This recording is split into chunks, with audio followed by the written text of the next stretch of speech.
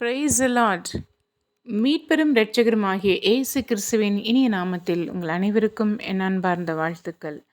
இன்றைய வேத வசனம் நீதிமொழி புத்தகம் 29ஆம் அதிகாரம் வசனம் 25. மனுஷனுக்கு பயப்படும் பயம் கண்ணியை வருவிக்கும், கர்த்தரை நம்புகிறவனோ உயர்ந்த அடைக்கலத்திலே வைக்கப்படுவான். அல்லேலூயா.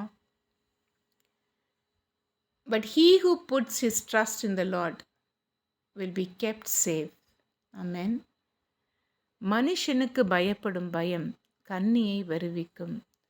நாம் தேவன் ஒருவருக்கு மட்டுமே பயப்பட நம்மை அழைத்திருக்கிறார். The fear of the Lord is the first stage of beginning of wisdom.